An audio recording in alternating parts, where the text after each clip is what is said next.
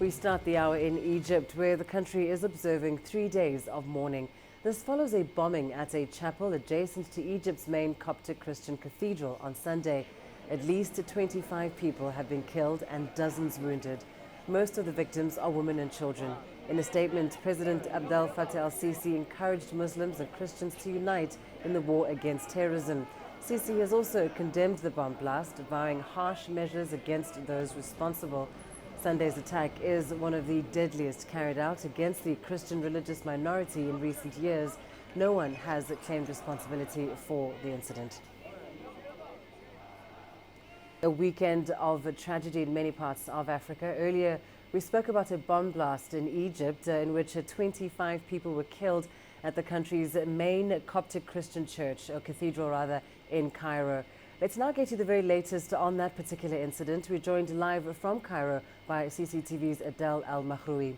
Adel, it's been a day now since that attack. What is the mood like in the situation there? And especially tell us if there's been any information revealed so far as investigations begin.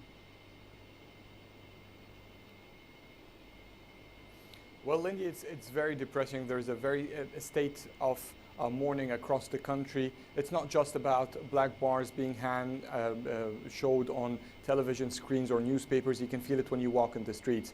It is a shocking attack to everyone, every Egyptian. When you talk to Muslim or Christian, they feel that it's the first time that they feel a line has been crossed. Yes, there have been several terrorist attacks in the Sinai and in several cities, but they were all against security officials. But it's the first time that we see civilians clearly targeted by one of these bomb attacks. So people are quite shocked, they're quite horrified about the concept itself. The investigations have been continuing since yesterday. All the victims' bodies have been went to the morgue, and the forensic report has been issued. There have been, it was not just a blast, but the bomb itself contained several metal particles that helped to, it was like a bomb full of bullets, so not just the blast that would kill, but even of those who were far away from the blast radius or the shockwaves effect,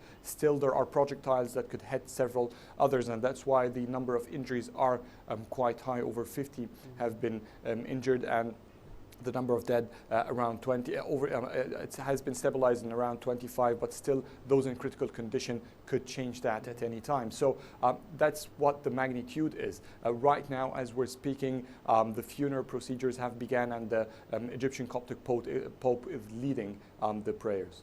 Now, as you said there, Adel, of course, this is a brazen attack in which civilians were clearly the targets. The president has issued a strong statement against the perpetrators, but at this stage, has any particular group come forward to claim responsibility for this attack?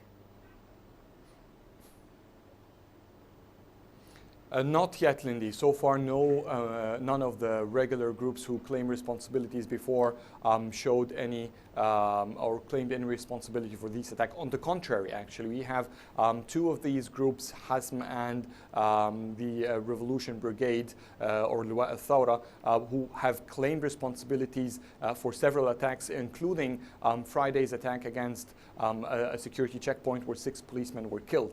The same group issued a statement yesterday condemning the attack, and it says that they are trying what they are doing, and their targets have been always security officials, and they would never target any civilians. So it seems that the incident is so horrific, even the militant groups are they don't want to be related to these attacks. So everyone is trying to just get away from it, but the investigations have not showed or indicated who could be behind it, at least so far. But there has been a lead that the witnesses say a woman planted the bomb inside the church, and from that timing, the police are starting to trace security cameras and CCTV cameras around the area to try to trace that person back, but still they haven't announced any breakthroughs.